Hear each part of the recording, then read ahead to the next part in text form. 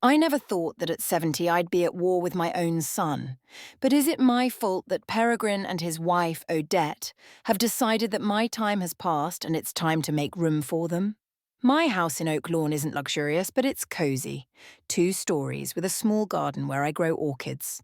Clarence and I bought it 32 years ago when prices were ridiculous by today's standards. Now, with the construction of the new mall and the expansion of the city park, real estate in our neighbourhood has skyrocketed in value. Especially houses like mine. Old, historic, with original oak panelling and stained glass windows. After Clarence died 5 years ago, I was alone. It can be lonely at times, but I can't say I suffer. I have girlfriends we see twice a week. I have my orchids that require constant attention. I have a book club and volunteer at the local library where I help catalogue rare editions. Clarence left me a pretty good insurance policy. With my pension and savings, I live quite comfortably. Not lavish, but I don't deny myself anything. I can afford to travel once a year, update my closet and spoil myself with good wine on Fridays. In my 35 years as an insurance appraiser, I have learned to notice details that others miss. In the insurance business, you have to be able to tell the truth from the lies, detect fraud and falsified documents. How many times people have come to me with fake documents trying to get insurance for supposedly stolen or damaged valuables?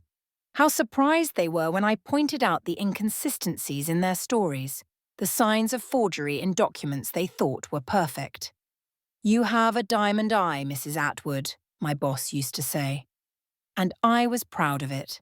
It was those skills that helped me understand what Peregrine and Odette were up to.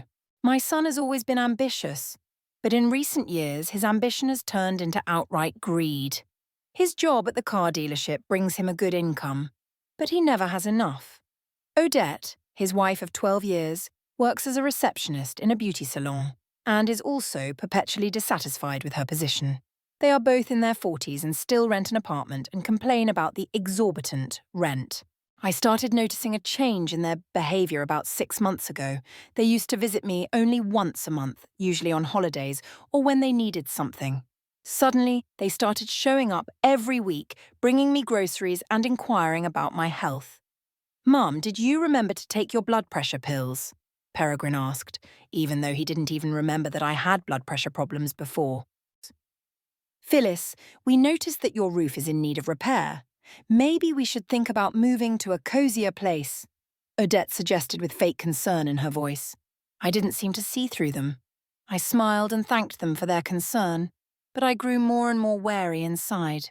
One Thursday night, when they came for another visit, I pretended to go to the bedroom to rest, but I stood quietly outside the door, listening to their conversation. "Did you see how much houses were going for in this neighbourhood?" Odette whispered. "For that kind of money we could buy not only an apartment, but a new car and still have enough left over for a trip." "Yeah, but she's too attached to this place," Peregrine replied. "I don't think she'd be willing to sell." "She's getting more and more distracted, have you noticed? Maybe it's time to hint that she needs help with her finances." I walked quietly back to the bedroom, feeling the anger building inside. So they think I'm an absent-minded old woman who can't manage her finances? Well, maybe I should play along. The next week, I forgot to pay my electric bill, and when Peregrine reminded me, I made a surprised face and thanked him for his attention. "I don't know what's been happening to me lately," I said with feigned concern. "My memory isn't what it used to be." Peregrine's eyes lit up, and Odette gave him a meaningful look. "Mum, maybe you should let us help manage the finances," he suggested. "We could keep an eye on the accounts so we don't miss anything." "Oh, I don't know." I stretched out, feigning uncertainty. "This is so embarrassing."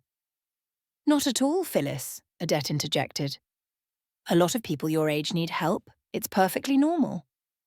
"At my age, you mean? As if 70 was old and senile." My fingers clenched into fists under the table, but I kept a look of gratitude on my face. "Perhaps you're right. I'll think about it." After they left, I sat in my favourite chair by the window for a long time, looking out at the garden drowning in the evening twilight. My orchids, white with pink streaks, seemed ghostly in the fading light.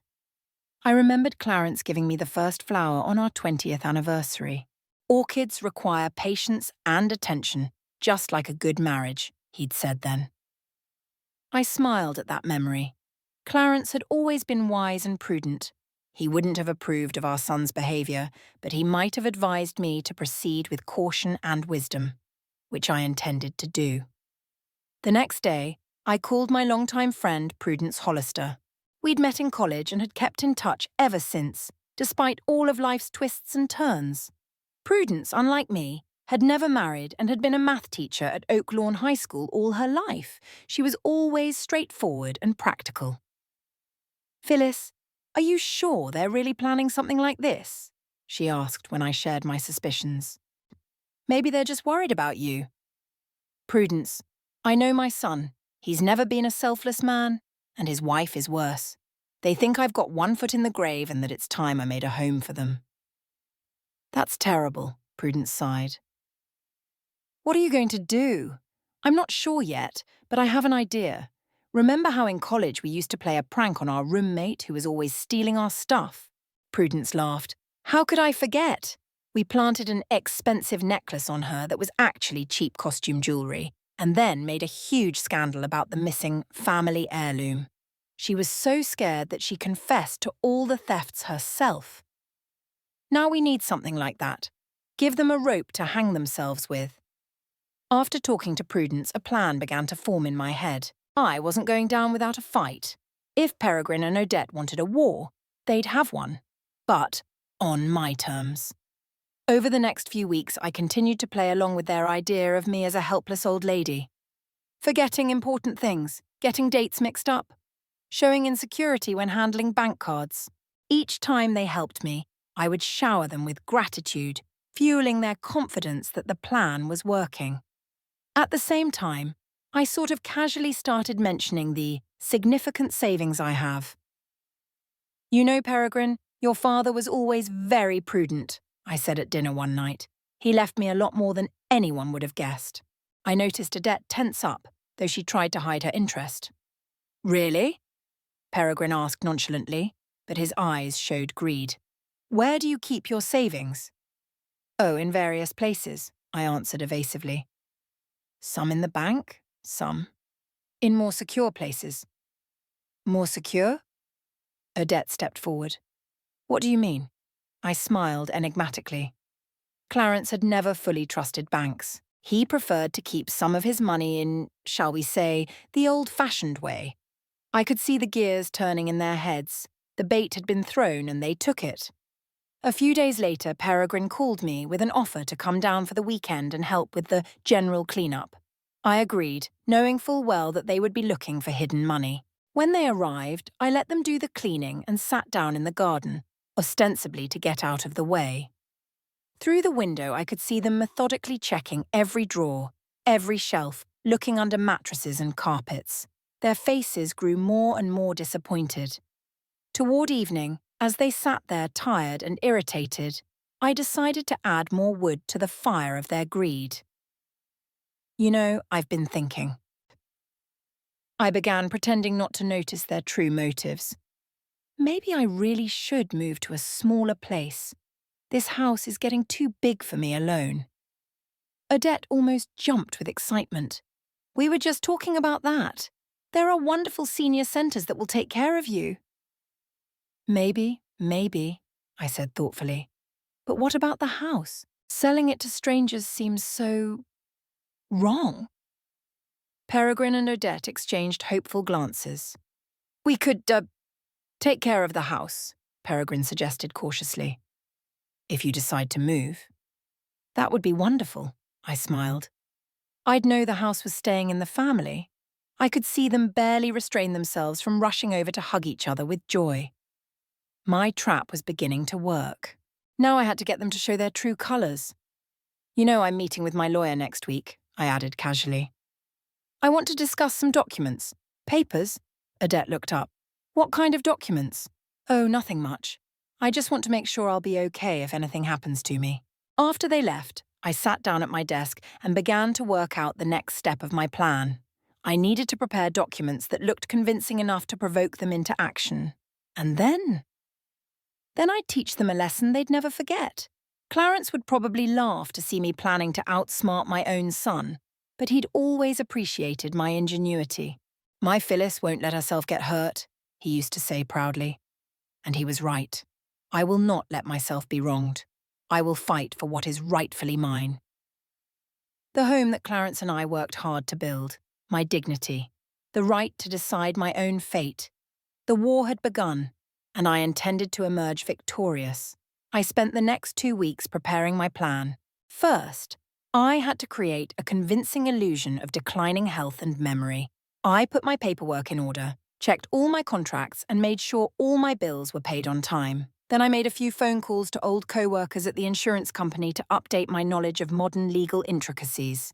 My former co-worker, Lester Bancroft, with whom we used to investigate suspicious insurance claims together, was now teaching at a local college law school.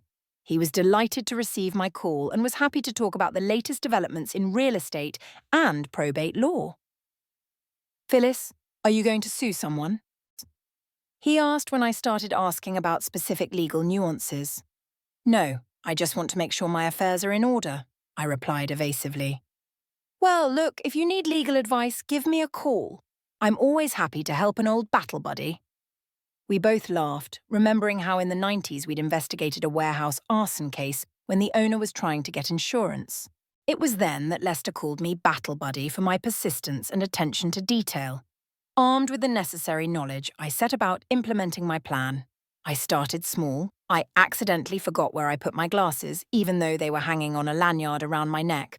Or I couldn't remember whether I had paid my bills, even though I knew they were paid. Whenever Peregrine or Odette pointed out my forgetfulness, I sighed and said something like, "Oh, old age is no fun," or "My memory's not what it used to be." And every time I noticed them exchanging glances of growing enthusiasm. One morning I left my bank statement open on the kitchen table, showing the sizable balance in my account. When Peregrine and Odette came to see me, I pretended I'd just woken up and came out in my robe and dishevelled hair. "Mum, you look not so good," Peregrine said, looking me over carefully. "Yeah?" I put my hand to my forehead. "I didn't sleep well. I've been seeing noises all night." "Noises?" Odette was alert. "What kind of noises?" "I don't know, like someone walking around the house." I waved my hand uncertainly. Probably just old pipes humming, or my imagination was running wild. I saw Odette's eyes flick to the bank statement on the table, and then she quickly averted her eyes, trying not to show her interest. "Maybe you should see a doctor," Peregrine suggested. "Insomnia at your age could be a sign of health problems." "At my age?" He kept emphasizing my age, as if 70 was almost a century old. "You're probably right," I agreed, sinking into a chair by the table. "I haven't been feeling very well lately. I've been dizzy a lot." "It's the pressure," Odette said confidently. "My aunt used to get dizzy when her blood pressure started." "We should check her blood pressure," Peregrine nodded. "Do you have a blood pressure monitor?" "Somewhere," I pretended to try to remember. "I think it was in a drawer in the bathroom, or in the bedroom. I don't remember exactly." "I'll look for it." Odette volunteered and walked quickly out of the kitchen. I smiled mentally. She would be looking not only for the tonometer, but also for other things that interested her, like the savings I supposedly keep at home. "Mum, when was the last time you checked your account balance?" Peregrine asked casually, nodding at the bank statement. "Oh, I don't remember." I pretended I'd just noticed the document. "It must have come the other day. I usually put the mail here." I pointed to the stack of envelopes next to me, and then I sort through it when I'm in the mood.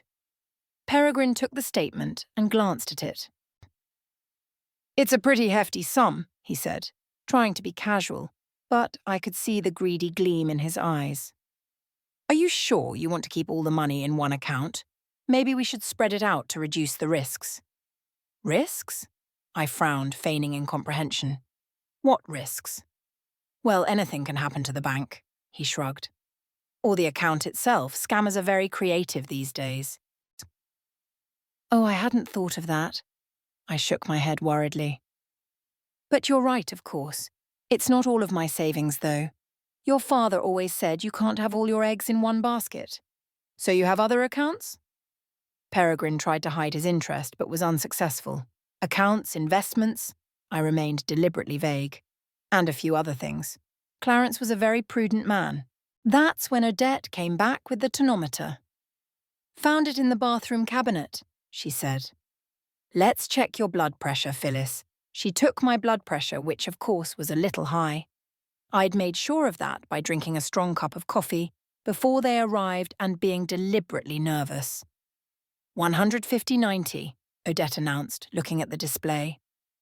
That's pretty high, Phyllis. You need to keep an eye on it. Oh my God, I looked at them fearfully. Is it dangerous? Don't panic, but you definitely need to see a doctor, Peregrine said. Do you want me to make an appointment for you? If it's not too much trouble. I smiled gratefully. I've been so absent-minded lately, I'm afraid I'll forget to make an appointment. Sure, Mum. He patted my arm. I'll take care of everything. After they left, I allowed myself a quiet laugh. The plan had worked perfectly. They'd seen exactly what I wanted them to see. A vulnerable, forgetful old lady with a sizable savings. The bait was taken, and they took the bait. The next day, Peregrine called to tell me he'd made a doctor's appointment for the following week. I thanked him and deliberately changed the subject. You know, I was thinking about my old friend Eleanor, I said thoughtfully. She'd recently moved into that new senior centre on the outskirts of town. Sunny Harbour, I think. Really? He sounded wary. How's she doing there? She says she's very happy. I tried to make my voice sound dreamy. It's got all the amenities, 3 meals a day, medical care. And no worries about the house or the bills. It's all included in the monthly fee. Sounds not bad, Peregrine replied cautiously. Are you thinking of moving to a boarding house too? Well, sometimes I think that might be a wise decision, I sighed. This house is getting too big for me alone. And with my forgetfulness and health issues, maybe I do need help. Mum, don't rush into these decisions, Peregrine said quickly. Let's go to the doctor first, find out what's wrong with your blood pressure, and then we'll think about such a big change. Of course, darling, I agreed. Just thinking out loud. When we finished talking, I leaned back in my chair with a satisfied smile. I could practically hear the gears turning in Peregrine's head. The thought that I could sell the house and use the money to pay for my boarding house stay had clearly horrified him. Now he would look for ways to keep me from making that decision and to gain control of my property at the same time. A few days later, Peregrine and Odette came to see me again, this time with a bag of groceries and a new tonometer. We decided you needed a more modern blood pressure monitor, Odette explained as she unpacked the box. This one is automatic, very easy to use. How nice of you, I smiled ruefully. But it wasn't worth the expense. It's okay, Mum, Peregrine said. Your health is more important. While Odette was showing me how to use the new tonometer, Peregrine casually brought up the boarding house. I've been looking into Sun Harbour, he said. Do you know how much it costs to stay there? No. I shook my head. Eleanor hadn't mentioned money. Almost $3,000 a month, he said with concern in his voice. And that's the basic package, no extras. Oh, I pretended to be surprised. That's really quite a lot. If you're serious about moving, Odette interjected, you'll have to do the math. Your pension might not be enough to cover it. Well, I have savings, I shrugged. And a house. If I sold it, I'd have enough money for years to come. Peregrine and Odette exchanged quick glances. Sell the house? Peregrine asked, trying to hide his anxiety. Are you sure you want to sell the house you've lived in for so many years? I don't know, I sighed. Of course I'd hate to part with it. So many memories. But what if I can't take care of him anymore? If my memory continues to deteriorate? There are other options, Odette said quickly. For example, you could stay at home, and we could visit you more often. Or we could hire an au pair. That's very nice of you, I smiled gratefully. But I don't want to be a burden. You have your own life, your own worries. You'll never be a burden, Mum, Peregrine assured me, though I knew it wasn't true. We're a family. We have to take care of each other. I snorted mentally. Where was that caring when I was really lonely after Clarence died? When I hadn't seen Peregrine or Odette for months, unless they needed something from me? Still, I need to think about the future, I insisted. I even made an appointment for counselling at Sunny Harbour next week, just to get the details. Why the rush? Peregrine was clearly nervous. Let's go to the doctor first, like we agreed. Of course, darling. I patted his arm. I just want to explore all the options, to be prepared. After they left, I poured myself a cup of tea and sat by the window, watching the last rays of sunlight golden my orchids. The plan was unfolding exactly as I had envisioned. Now, Peregrine and Odette were panicking at the thought that I might sell the house and spend all the money on the boarding house. Their next move would be to try to take control of my finances and property. For my own good, of course. The following week, as scheduled, Peregrine took me to the doctor. Dr. Mitchell, an older man with kind eyes and a calm voice, examined me and ordered some tests. Your blood pressure is really high, Mrs. Atwood, he said, but nothing catastrophic. I'll prescribe some mild medication to bring it back to normal. How are you feeling in general? Not bad, doctor, I replied, but sometimes I get dizzy, and my memory not as good as it used to be. That's normal at your age, Dr. Mitchell smiled. But we'll run more tests to rule out any serious problems. Peregrine, who was sitting next to me, listened attentively and nodded, occasionally asking questions. I could see him mentally registering every word about my deteriorating condition. On the drive home, Peregrine was unusually pensive. What's on your mind, dear? I asked, looking at his tense profile. Nothing much, he tried to smile. Just thinking about what the doctor said. Don't worry, I'll be fine, I patted his arm. With a few pills, my blood pressure will come back to normal. It's not just your blood pressure, Mum, Peregrine said seriously. You live alone, you get dizzy, you have memory problems. What if you fall down? Or forget to turn off the gas? I can handle it, I countered.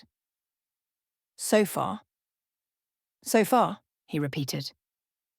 But what happens in 6 months? A year from now? I didn't answer, pretending to think about what he'd said. In fact, I was watching him, noticing the flicker of calculation and impatience in his eyes. He was clearly hatching some kind of plan. That evening, Peregrine called me. Mum, Odette and I have been thinking, he started. Maybe we should move in with you for a while. Help out around the house, keep you healthy. Move in with me? I acted surprised.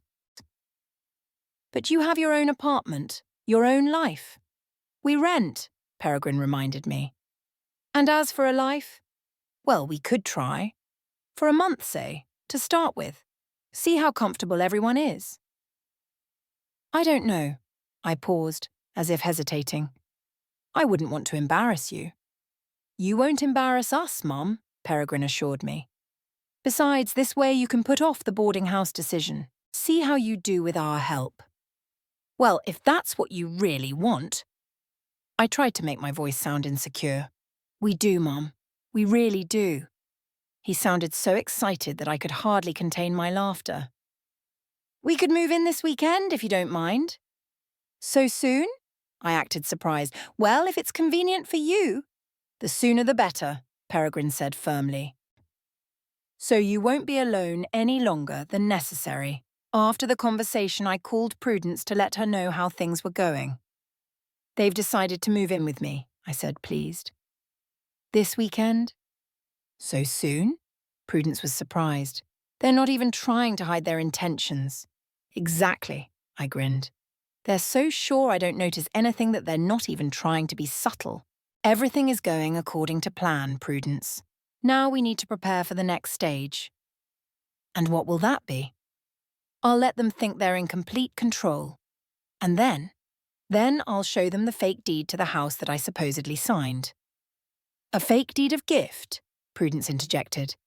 And how are you going to do that? I still have connections in the legal field, I reminded her.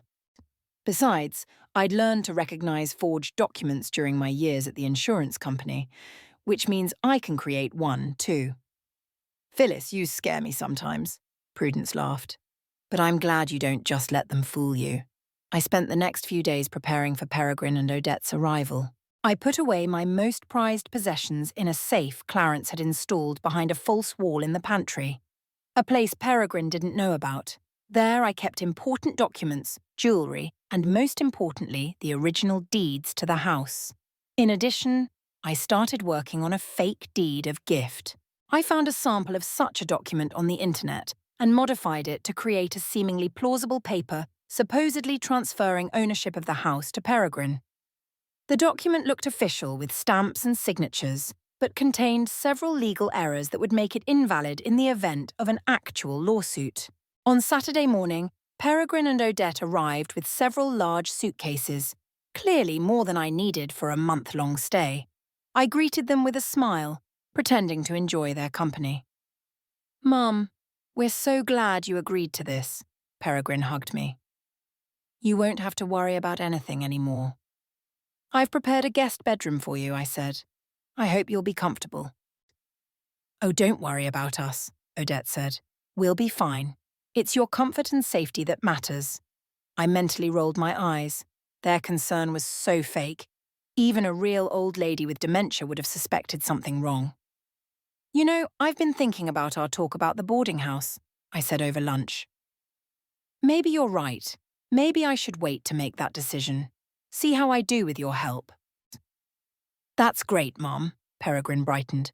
"There's no need to rush into anything. We're here now, and we'll take care of everything." I smiled back, thinking about how soon that care would turn into outright greed and a desire for my possessions. But I was ready. The trap was set, and soon they would fall into it themselves. In the evening, when we were sitting in the living room, I started a conversation about the future. "You know, I do worry about what will happen next," I said thoughtfully. "You're here now, but you can't stay with me forever. You have your own life, your own plans." "Don't think about that right now, Phyllis," Odette smiled. "Let's just see how things work out." "Still," I insisted, "I need to be sure that if something happens to me, everything will be all right. With the house, with my stuff."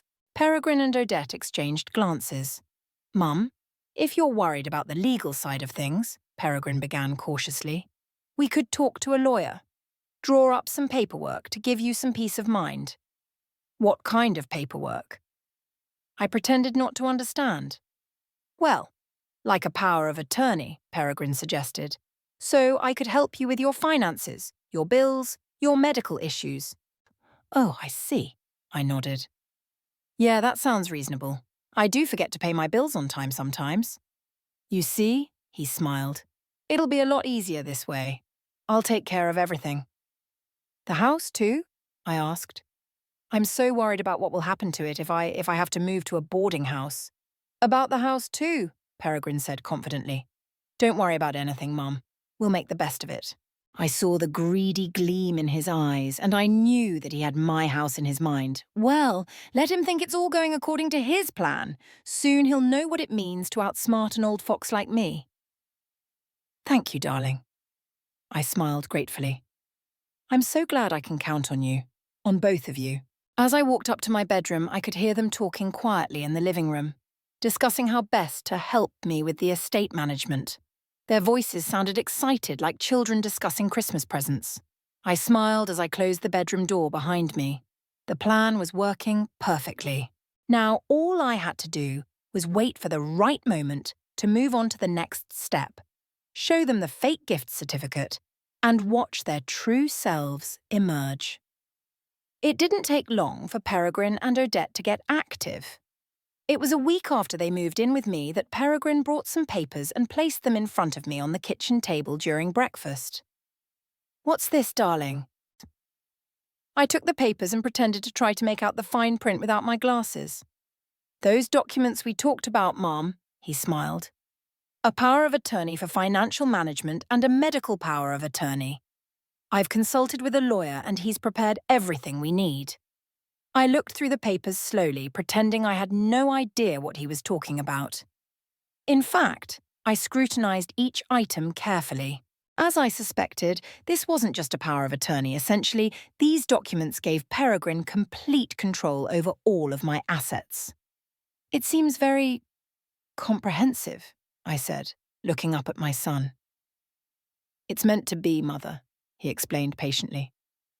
So I can help you in all areas, with bank accounts, with paying bills, with medical issues, so you don't have to worry about anything. And with the house, too? I pointed to the real estate clause. Yes, and the house, Peregrine confirmed. If it needs repairs or anything else, I can take care of it without any formalities. I noticed Odette tense up as she sat next to him. She was obviously worried that I might get suspicious and refuse to sign. You know, Phyllis, she interjected in a soft voice, it's a very common practice. A lot of people your age pass that kind of authority on to their children. It just makes life easier for everyone. You're probably right, I sighed, pretending to give up. It's my house, you know. Clarence and I bought it when Peregrine was a baby. So many memories. Mum, no one's going to take it away from you, Peregrine assured me, though his eyes said otherwise.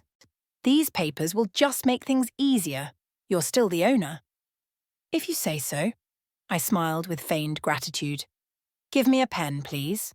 Peregrine hurriedly handed me a pen, and I began to sign the documents where the signature spaces were marked. I deliberately did it slowly, as if each movement was difficult for me. That's it, Peregrine said when I'd finished the last signature. Now you don't have to worry. Yes, I'm calm now, I smiled, thinking that the next move would be mine. Over the next few days, I watched Peregrine and Odette gradually change their behaviour. They were no longer as obliging as they had been in the first few days. They began moving furniture around without my permission, throwing away things they considered old junk, and generally acting as if the house was already theirs. One evening, I overheard them discussing renovation plans in the living room. This wall needs to come down, Peregrine said. We could combine the living room and dining room into one space. And the bedroom upstairs could be turned into a study for you, Odette suggested, overlooking the garden. My bedroom? I walked into the room pretending I'd just heard the conversation. They flinched in surprise. No, Mother, not at all, Peregrine replied hastily. We were talking about the other room. But we only have 2 bedrooms on the 2nd floor, I reminded him. Mine and the guest bedroom you're in now. We were just discussing the theoretical possibilities, Odette interjected. For the future. What future? I frowned, pretending not to understand. You know, someday. Peregrine hesitated. Anyway, it's just talk, nothing concrete. I nodded, pretending to believe it, but inwardly noting that they were getting more and more insolent. It was time to move on to the next phase of my plan. The next day, I pulled out a prepared fake deed of gift from a hiding place known only to me. The document looked impressive. Official seals, signatures, legal wording. To the layman, it looked completely authentic. I put it in an envelope and left it in a prominent place in my bedroom, knowing that Odette often went in there when she thought I hadn't noticed. As I expected, by evening the envelope was gone. At dinner, Peregrine and Odette were unusually silent, exchanging meaningful glances. I pretended not to notice as I told them about a book I'd recently read. Late that night, when I was already in bed, there was a knock on my bedroom door. Come in, I said, putting the book aside. Peregrine and Odette entered, holding hands. Peregrine had the envelope with the gift in his free hand. Mum, we need to talk, he began in a serious tone. What's wrong, dear? I pulled myself up on the pillows, feigning concern. We found this document, he showed me the envelope. It's a deed to the house, you signed it last week. Oh, that, I waved my hand. Yeah, the lawyer came by when you weren't home. I wanted to surprise you, Peregrine. Since you and Odette care so much about me, I thought it would be fitting to officially hand the house over to you, as a token of my appreciation. I saw their eyes light up with greed and triumph. Mum, that's very generous of you. Peregrine tried to sound touched. but I could see he was struggling to contain his excitement. "But are you sure? It's a big decision." "Of course I'm sure," I smiled. "I can see how much you care about me. Besides, why do I need a whole house? I'm not old enough to need all this space. You're young, you need your own place. I'll feel better knowing the house stays in the family." "That's so touching, Phyllis." Odette came over and hugged me, but the hug was formal and cold.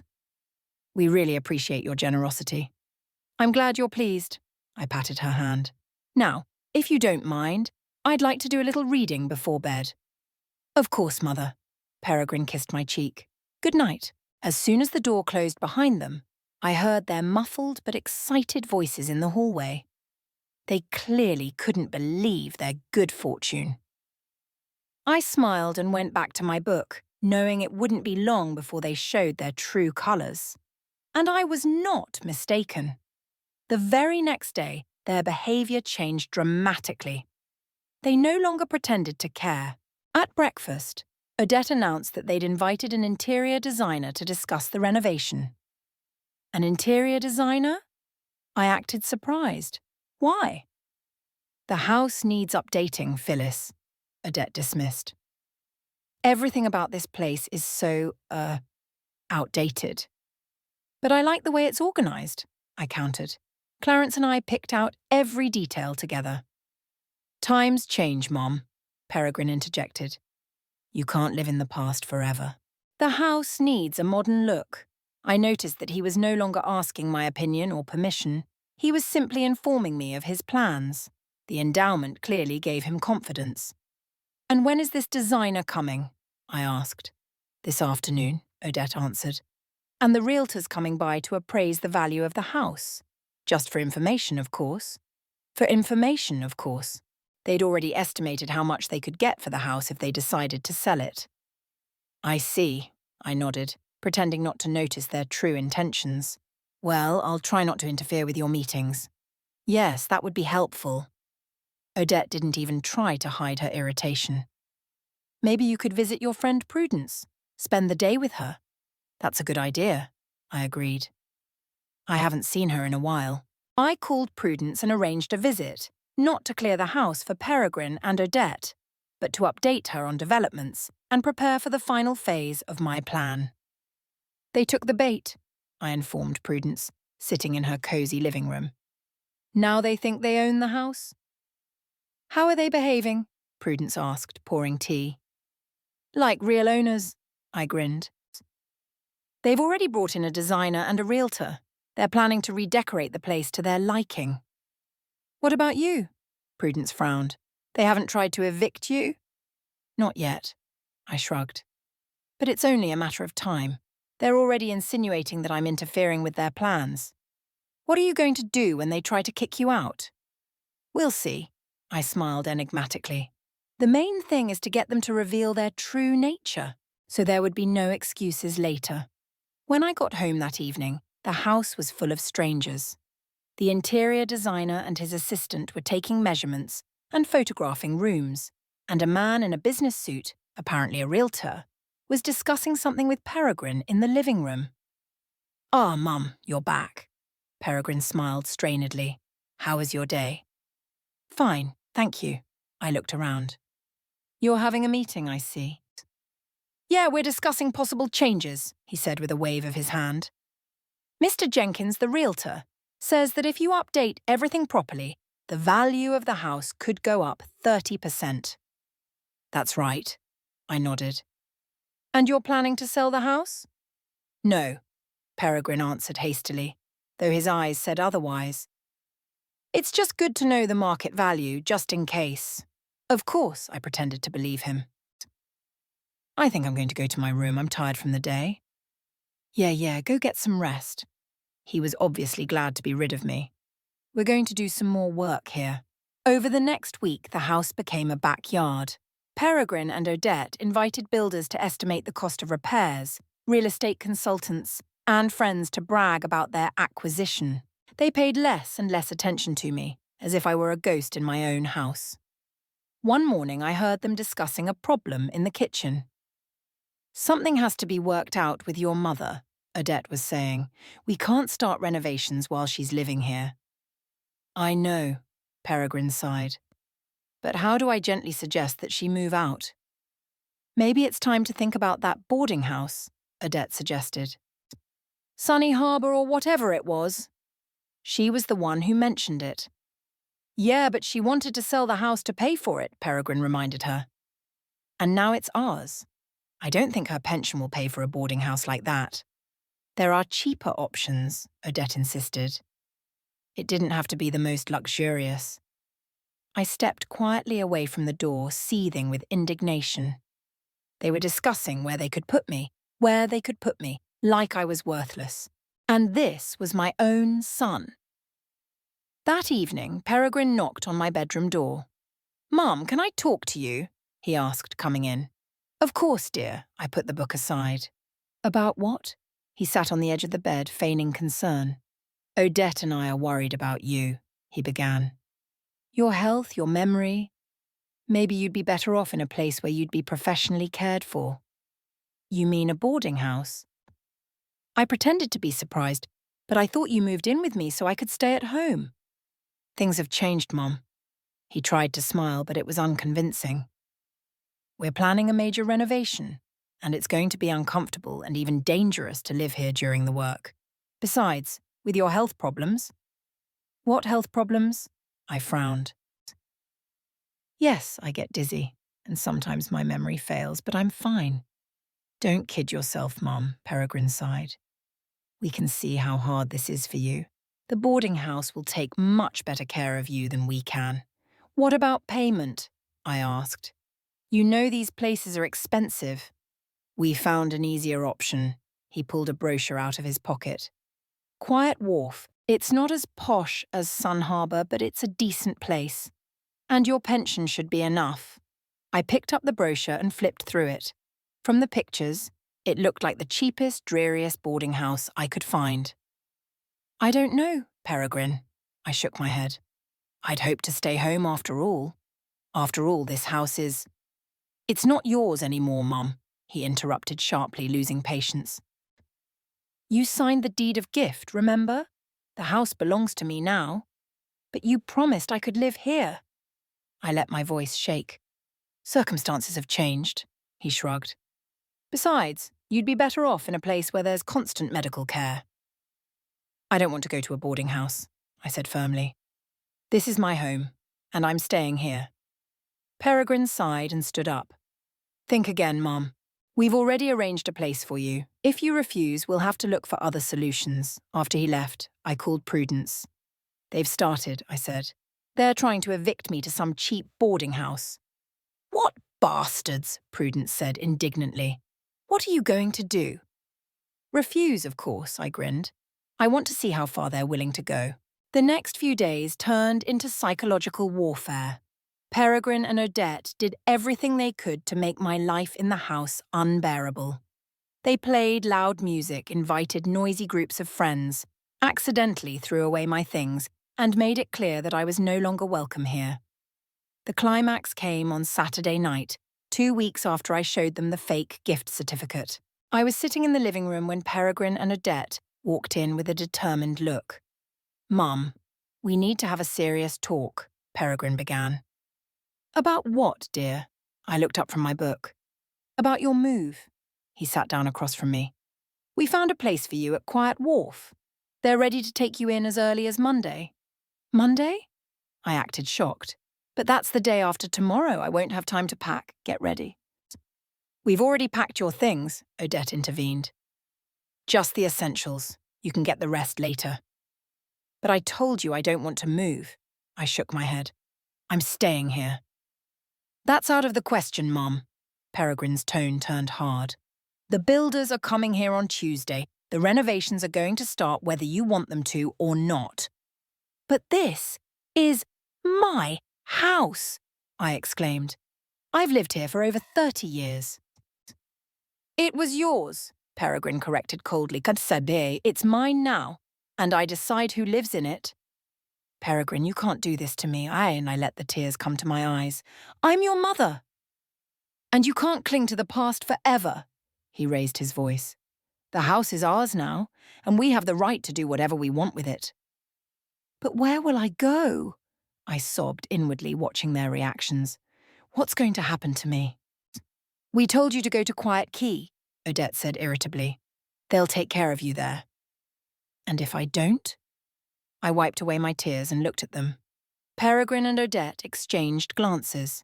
Then we'll have to take action, Peregrine said threateningly. The house is ours now, and we can call the police if you refuse to leave voluntarily. You wouldn't dare! I stood up, trembling with feigned indignation. Oh yes, we would. Odette stepped close to me, dear. You'll be penniless. Your house is already ours. And we don't need a senile old woman here to interfere with our plans. Odette! Peregrine exclaimed, but there was no genuine indignation in his voice, more a concern that she was being too frank. Why?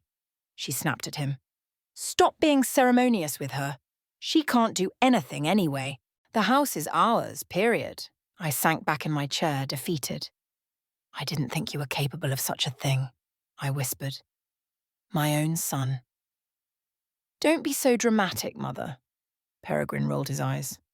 We're offering you a decent place to stay. We could have put you out on the street. Just give me a week, I asked. To get used to the idea, to say goodbye to home. No, Peregrine said. On Monday morning, a car will pick you up from the boarding house. Be ready at 9 o'clock. With these words, they left the room, leaving me sobbing in the chair. As soon as the door closed behind them, I wiped my eyes and allowed myself to smile. They had fully revealed their cards, showing their true selves. I now had everything I needed for the next phase of my plan. The next day, I was quiet and depressed, pretending to accept my fate. I packed slowly, occasionally stopping to cry over some memorabilia. Peregrine and Odette watched me with ill-concealed impatience, clearly wanting to be rid of my presence as soon as possible. Don't forget your medicine, Mom, Peregrine reminded me, pretending to care. And warm clothes. It can get cold in the evenings. Yes, dear, I nodded, continuing to methodically put my things into my suitcase. I called Prudence that evening, after they'd gone out to dinner with friends. They're kicking me out tomorrow morning, I informed her. Oh my God, Phyllis, wait, she exclaimed. What are you going to do? What I had planned to do from the beginning, I answered. Can I stay with you for a while? Of course. I'll prepare the guest room. But then what? Then they'll get what they deserve, I smiled, thinking about the next stage of my plan. Believe me, it's going to be interesting. Monday morning, I was ready to leave. My suitcase was by the door, and I myself was sitting in a chair in the living room, dressed in my best dress, as if for a funeral. Peregrine and Odette were fussing around, checking to see if I had everything, if I had forgotten anything important. Their fake concern was almost comical. The car should be here any minute, Peregrine said, glancing at his watch. Are you ready, Mum? As ready as you can be for being kicked out of your own home, I replied quietly. Mum, don't start that again. He rolled his eyes. We'd already talked about this. At that moment, the doorbell rang. It must be the driver from the boarding house. Odette rushed to open it. I rose slowly from my chair, taking one last look around the living room where I'd spent so many happy years with Clarence. I knew I'd come back here, but Peregrine and Odette didn't realize it. It's time to go, Mom. Peregrine picked up my suitcase. Yeah, it's time, I nodded, and headed for the exit. At the door, I turned around and looked at them. You think you've won? I said. That you tricked the stupid old woman and took her house. But remember, there's a price to pay for everything in this life, and the bill may come when you least expect it. What are you talking about? Peregrine frowned.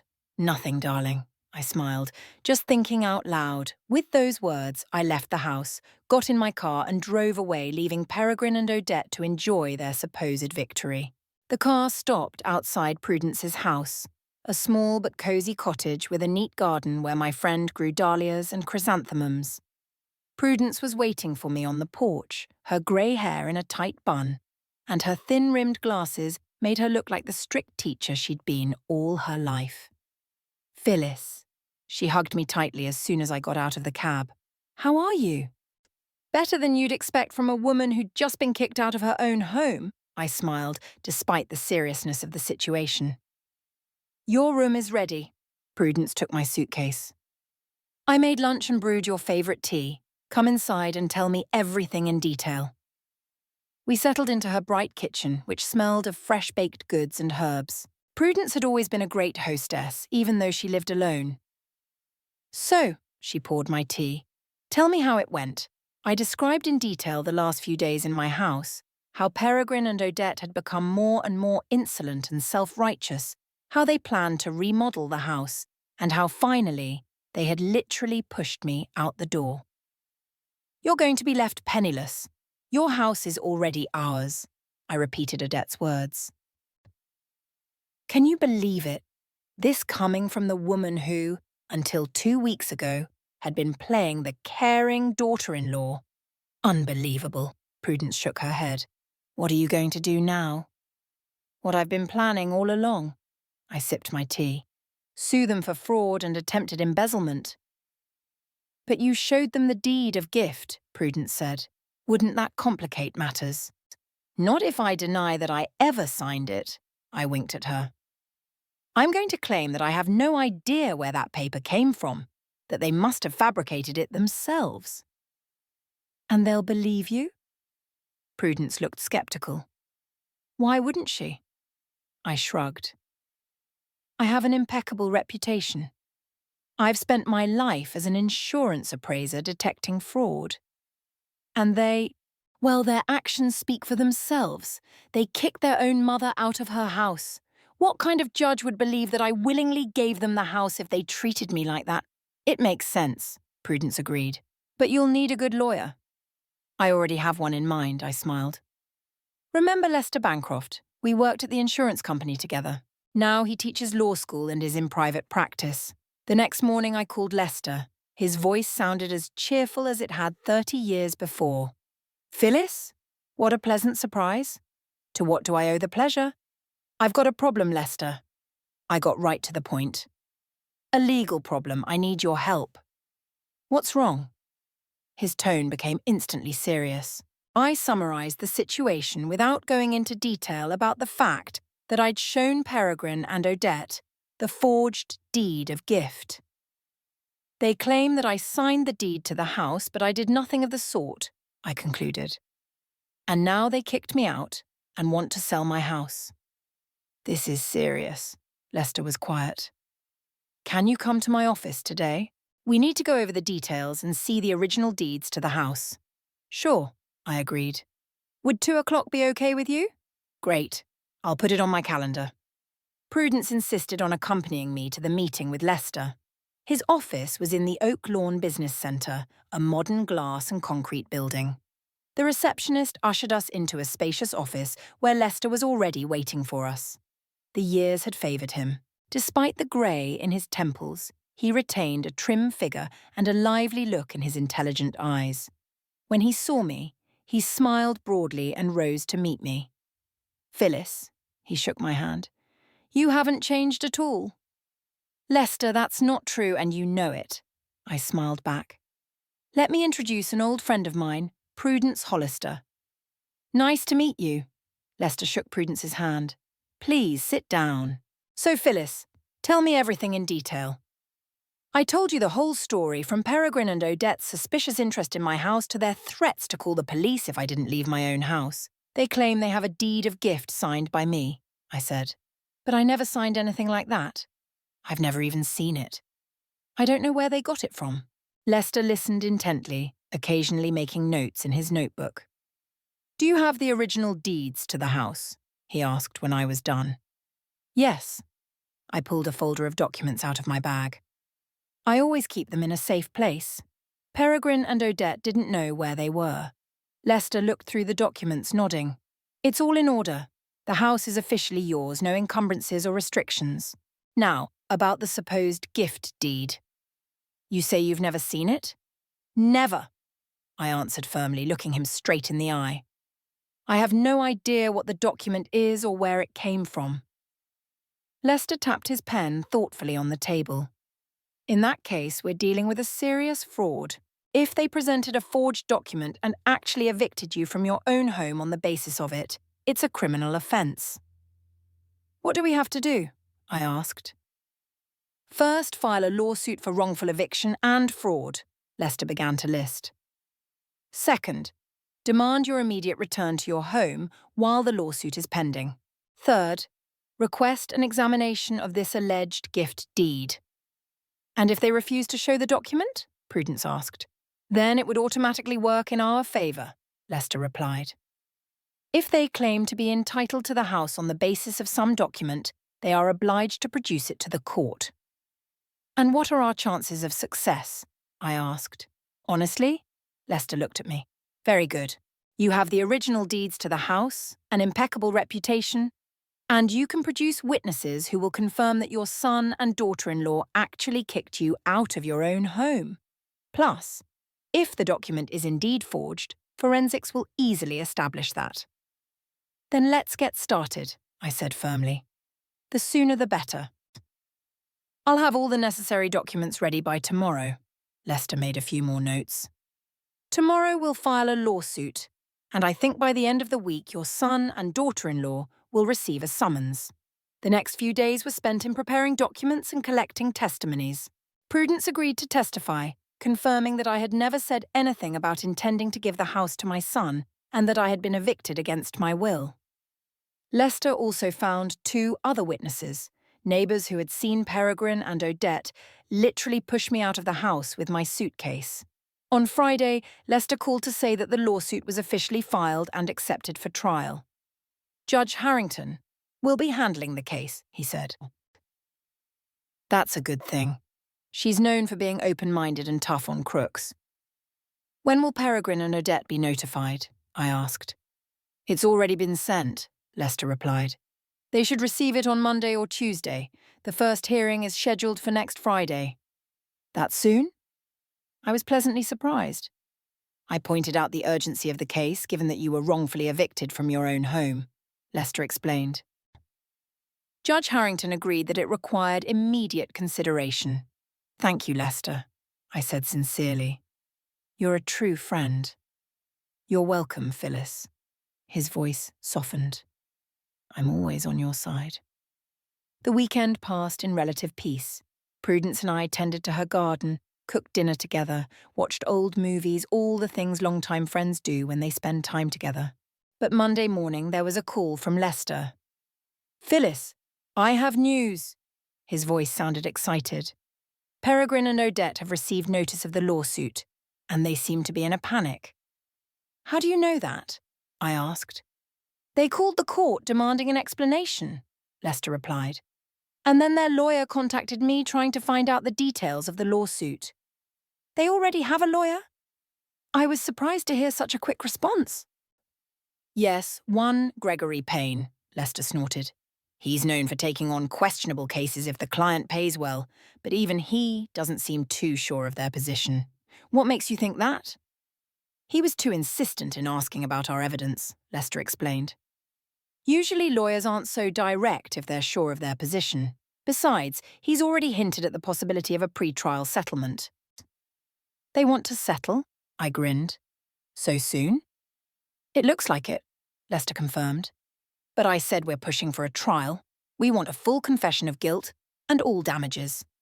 That's right, I said firmly. No compromise. After talking to Lester, I told Prudence the news. They're already panicking. I couldn't hide my satisfaction. They have no idea how to defend themselves. No wonder, Prudence nodded. If that document is forged, they're finished, especially considering how they treated you. I'd give a lot to see their faces when they got the summons, I smiled, picturing the scene. Thursday night I received an unexpected call. The number was unfamiliar, but I decided to answer. Hello? Mum? Peregrine's voice sounded tense. It's me. Peregrine? I tried to make my voice sound cold and detached. What do I owe you? Mum, listen, he said quickly as if he was afraid I'd hang up. I know what we did was wrong. Odette and I, we made a mistake. A big mistake. A mistake? I gave myself a short laugh. You call it a mistake that you kicked me out of my own house? That you threatened to call the police if I didn't leave? That you mocked me by telling me I'd be penniless?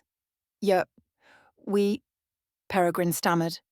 Mum, I know what we did was awful, but please, let's just settle this between us. No courts, no scandal. We'll give you your house back, all your things. Everything will be as it was before. Back to normal?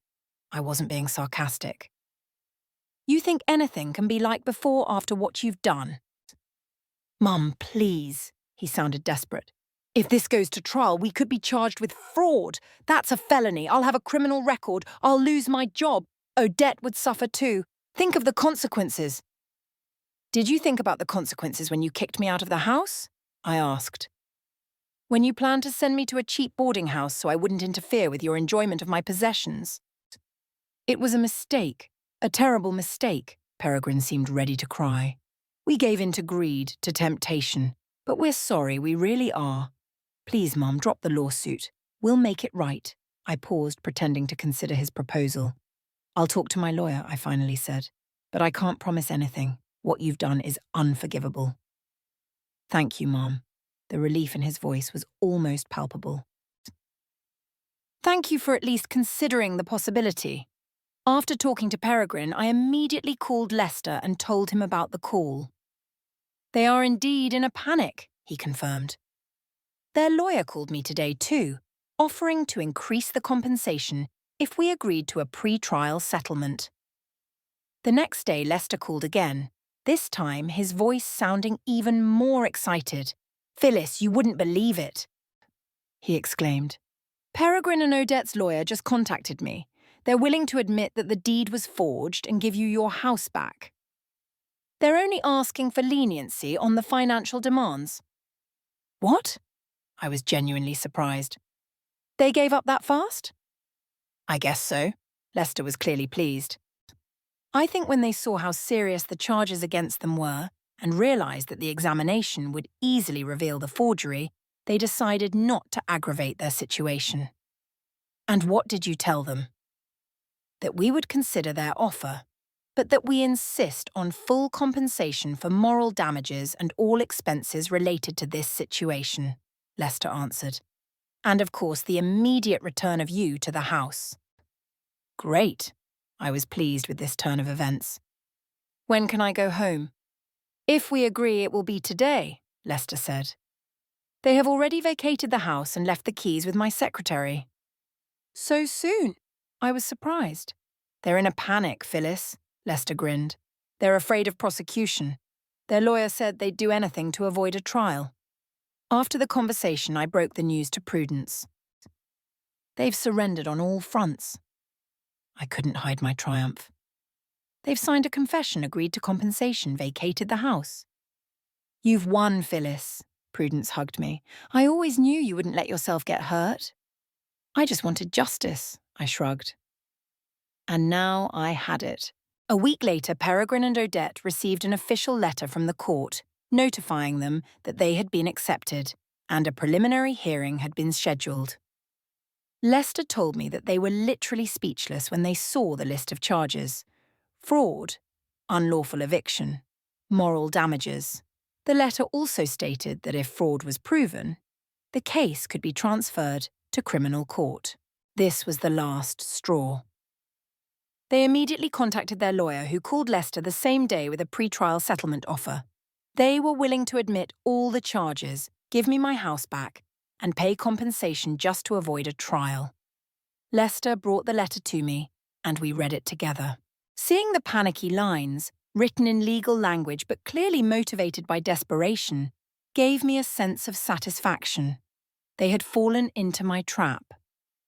Now they knew what the fear of losing everything you hold dear was, just as they had made me feel. The day of judgment came sooner than I expected. Despite Peregrine and Odette's best attempts at a pre-trial settlement, I was adamant. I wanted the truth to come out publicly, to let everyone know what they had done, and to give them the punishment they deserved. The morning before the trial was clear and cool. I had carefully chosen my outfit, an austere navy blue dress that made me look solid and respectable. Prudence helped me style my hair, and Lester was to pick us up at 9 o'clock in the morning. Nervous? Prudence asked, fixing the last strand. A little, I admitted. It wasn't every day I had to sue my own son. You're doing the right thing, Phyllis. Prudence squeezed my shoulder. They have to answer for what they did. I nodded, looking at my reflection in the mirror. The woman looking back at me looked determined and confident, despite her age and the grey in her hair. Clarence would be proud of me, I thought. He'd always appreciated my fortitude and integrity. Lester arrived right on time. He looked impeccable in his dark suit and leather briefcase. Ready for battle? He asked with a reassuring smile. More than ready. I nodded decisively. On the way to the courthouse, Lester reiterated our strategy. Remember, Phyllis, you must be firm and confident. No doubts or hesitations. You never signed any deed to the house, and you have no idea where it came from. I remember, Lester. I patted his arm. Don't worry. I won't let you down. The Oak Lawn Courthouse, an imposing red brick structure with columns and a wide staircase, stood in the centre of town. As I climbed the steps, I noticed Peregrine and Odette standing at the entrance with a man who was apparently their lawyer. They looked pale and tense. When Peregrine saw me, he made a move toward me, but Lester stealthily stepped between us, blocking his path. Any negotiations will be through lawyers only, he said firmly. Peregrine's lawyer, a tall man with sharp features, nodded and led his clients away. The courtroom was not like the ones in the movies, smaller and more casual, but still awe-inspiring in its formality. We took seats at the plaintiff's table, and Peregrine, Odette and their attorney at the defendant's table. I tried not to look in their direction, though I could feel Peregrine's eyes on me. When Judge Harrington entered the room, everyone stood up. She was a middle-aged woman with shrewd eyes and reserved manners. Her reputation as a fair and unbiased judge was well known in Oak Lawn. Sit down, she said, taking her seat. This is case number 824, Atwood v. Atwood and Atwood. A suit for fraud and wrongful eviction. Are the parties ready for the hearing? Yes, Your Honour, Lester answered, rising. Yes, Your Honour, echoed Peregrine's counsel. Good. Judge Harrington opened a file folder. Mr. Bancroft, as representative of the plaintiff, you may begin. Lester stood up and walked to the centre of the room. Your Honour, we represent Phyllis Atwood, a woman in her 70s who was wrongfully evicted from her own home by her son, Peregrine Atwood, and his wife, Odette Atwood. The defendants claim to have acted on a deed of gift allegedly signed by Mrs. Atwood. However, Mrs. Atwood never signed such a document and has no knowledge of its origin. We believe that this document is a forgery created by the defendants for the purpose of misappropriating property. Lester continued, describing how Peregrine and Odette gradually took control of my life, how they manipulated me using my age, and how they eventually physically kicked me out of my own home, taunting me and threatening to call the police. After he spoke, the judge turned to Peregrine's attorney. Mr. Payne, it's your turn. Gregory Payne stood up, looking less confident than Lester. Your Honour, my clients acted solely out of concern for their mother and mother-in-law, whose health and memory had recently deteriorated. They moved in to care for her, and Mrs. Atwood, in gratitude, voluntarily gave them the house. We have a deed of gift signed by her in front of a notary. Would you please make that document available to the court? Judge Harrington asked. Payne handed the document to the bailiff, who in turn handed it to the judge. The judge scrutinised the paper, then looked at me. Mrs. Atwood, do you recognise this document? I looked at the paper the bailiff handed me. It was the same forged deed of gift that I had created myself and shown to Peregrine and Odette. But now I had to deny I'd ever seen it before. No, Your Honour, I replied firmly. I have never seen this document before, and I most certainly did not sign it. But your signature is on it, the judge observed. That's not my signature, Your Honour, I shook my head. It's similar, but it's a forgery. Mr. Payne, the judge turned to Peregrine's attorney, do your clients claim that Mrs. Atwood signed this document voluntarily? Yes, Your Honour, Payne nodded. Moreover, she herself showed them this document, saying that she signed it as a token of gratitude for their care. That's a lie. I couldn't take it anymore. I never signed that document or showed it to them. Mrs. Atwood, please. Judge Harrington raised her hand. You will have an opportunity to speak. Mr. Bancroft, do you have anything to add? Yes, Your Honour. Lester stood up. We ask that the signature on this document be examined to determine if it belongs to Mrs. Atwood. In addition, we have witnesses willing to testify that the defendants publicly bragged about how they tricked Mrs. Atwood and took her house from her. Judge Harrington nodded. All right, I'll order an expert examination of the signature. Now let's hear from the witnesses. Mr. Bancroft, call your first witness. I call Prudence Hollister, Lester announced. Prudence rose and approached the witness stand. After being sworn in, she began her testimony. I've known Phyllis for over 50 years. We went to college together, she began. Phyllis never told me that she intended to pass her house to her son. On the contrary, she had repeatedly expressed concern that Peregrine and Odette were taking too much interest in her property. When was the last time you had any contact with Mrs. Atwood before her eviction? Lester asked. The day before they kicked her out, Prudence replied. She called me very upset, said that Peregrine and Odette were demanding that she move into the boarding house because they wanted to start renovations on the house. When she refused, they threatened to call the police. And then what happened? The next day, Phyllis came to me with one suitcase in tears, said they had literally pushed her out the door, taunting her and telling her that the house was now theirs and she would be left penniless. Prudence Payne's cross-examination of Prudence was brief and ineffective. He tried to insinuate that I might have forgotten to sign the deed because of memory problems, but Prudence stood firm, claiming that I had always had a clear mind and an excellent memory. The next witness was our neighbour, Mr. Jenkins, who lived across the street from my house. I saw them push Mrs. Atwood out of the door, he said. She was crying and young Atwood was dragging her suitcase and saying something like, "Stop being so dramatic, Mom. The house is ours now. Period." Did you ever hear the defendants talk about getting Mrs. Atwood's house? Lester asked. Yes, nodded Mr. Jenkins. A few days after Mrs. Atwood left, I saw them showing the house to some people. Young Mrs. Atwood was saying, "We've arranged it so cleverly. The old woman didn't even realise what she'd signed." Whispers rippled through the courtroom, and Judge Harrington tapped her gavel to call for silence. Payne tried to discredit Mr. Jenkins's testimony by insinuating that he had poor hearing and might have misunderstood Odette's words, but Mr. Jenkins stood firm. Then it was my turn to testify. I got up and walked to the witness stand, feeling the stares of everyone present, especially Peregrine and Odette. After the oath was administered, Lester began to ask me questions. Mrs. Atwood, tell the court how long you have owned the house from which you were evicted. 32 years, I answered. My husband and I bought it when Peregrine was only 8 years old. It was our first and only home. And did you ever express a wish to pass it on to your son? Never, I answered firmly.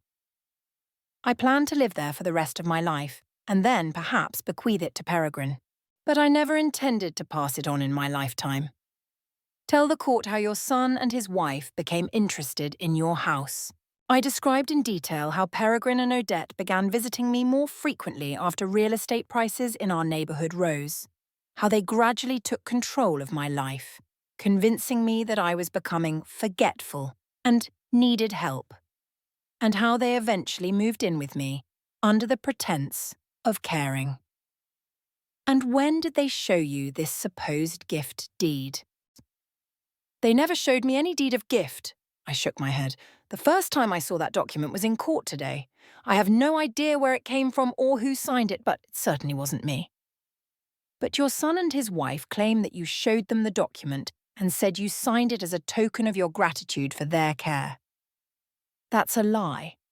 I looked directly at Peregrine and Odette.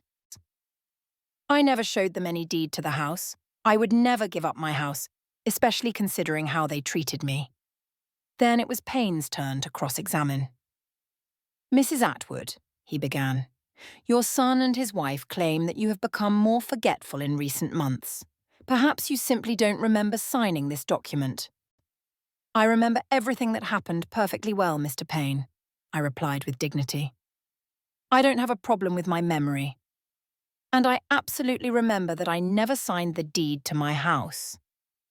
And how do you explain the fact that the document bears a signature very similar to yours? My explanation is that someone forged my signature. I looked directly at Peregrine. And I have some idea who might have done it. Payne kept pushing, but I remained steadfast. I knew the truth. Even if that truth was a little different from how I presented it to the court, and I wasn't going to back down.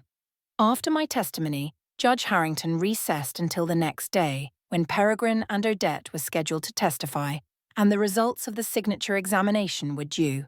The next day, the courtroom was even more packed. Apparently, news of the unusual family conflict had spread throughout Oak Lawn. I noticed a few familiar faces among the crowd, neighbours, former colleagues, friends from the book club. Judge Harrington began the hearing by announcing the results of the forensic examination. According to the expert's report, she said, reviewing the document, the signature on the deed of gift does not correspond to Mrs. Atwood's signature samples provided to the court. The expert states with a 98% probability that the signature is a forgery. Whispers rippled through the room again. I saw Peregrine and Odette turn pale. Their lawyer leaned toward them and whispered something quickly. In light of these findings, the judge continued, I asked the defendants, do you still insist that Mrs. Atwood signed this document voluntarily? Payne rose, looking uncertain. Your Honour, my clients would like to make a statement. Please. The judge nodded. Peregrine stood up, pale and visibly nervous. Your Honour, he began in a trembling voice, We admit that the document was not signed by my mother. I created it when my mother showed us a draft of the power of attorney she planned to sign. I copied her signature and created the endowment. I thought it would be best for everyone. Mum was becoming more and more forgetful, and we were afraid she might make bad decisions about her estate. So you admit that you committed forgery? The judge clarified, and her voice became noticeably colder. Yes, Your Honour. Peregrine lowered his head. I admit it. And you admit that on the basis of this forged document, you actually evicted your mother from her own home? Yes, Your Honour. His voice was barely audible. Mr. Atwood, do you understand that these actions fall under the statute of frauds, which is a felony? Judge Harrington looked at him sternly. Yes, Your Honour. Peregrine seemed to cringe under her gaze. But we really cared about Mum. We were tempted. The house is worth so much, and we thought... Mr. Atwood, the judge interrupted him, if you really cared for your mother, you wouldn't have kicked her out of her own home threatening to call the police. You would not have taunted her by telling her she would be left penniless. That's not caring. That's an abuse of trust and exploitation of an elderly person. Peregrine lowered his head even lower. Odette sat next to him stone-faced, not looking at anyone. After a brief conference with the legal advisers, Judge Harrington ruled. In the case of Atwood v. Atwood and Atwood, the court rules as follows, she began. Phyllis Atwood is the legal owner of the house at 28 Oak Street, Oak Lawn. The deed of gift submitted by the defendants is declared null and void as a forged document. The defendants, Peregrine Atwood and Odette Atwood, are required to immediately return all keys to the house, if they have not already done so, and remove all of their personal belongings from the house within 48 hours. She paused, then continued. In addition, the defendants are ordered to pay the plaintiff $50,000 in compensatory damages and to reimburse all court costs and attorney's fees. In view of Mr. Atwood's confession of document forgery, I am also sending the case file to the prosecutor's office for consideration of initiating a criminal case of fraud. This court is adjourned. The judge banged her gavel, and the room erupted in murmurs. I sat there, stunned and satisfied at the same time. I had won. Justice had been served. Lester leaned toward me and said softly, "Congratulations, Phyllis. You were great." "Thank you, Lester." I squeezed his hand. "I couldn't have done it without you." As we were leaving the courtroom, Peregrine tried to approach me. "Mom, please," he began. "Can we talk? I know what we did was awful, but maybe we could—" "No, Peregrine." I stopped him with a hand. "There's nothing more to discuss between us. You betrayed me, your own mother. You tried to take my house, you threatened me, you mocked me. Some things cannot be forgiven or forgotten. But Mom, I'm not your mum anymore." My voice was quiet but firm. "You made your choice, I'm making mine. I don't want to see you or Odette ever again. Don't call me, don't come. You don't exist to me anymore." With those words, I turned and walked away without looking back. Lester and Prudence followed me, silently supporting my decision. That same day, I returned to my house. It looked pretty much the same as when I'd left it, though it was noticeable that Peregrine and Odette had already started some improvements, taking down my favourite curtains, rearranging the furniture. But these were little things that could easily be fixed. Prudence helped me put everything back in place, and Lester took care of changing the locks, just in case. "What are you going to do now?" Prudence asked when we were finished and sitting on the veranda with cups of tea. "Live," I answered simply. "Tending to my orchids, reading books, spending time with real friends. All the things that make me happy and that don't include toxic relationships with ungrateful relatives."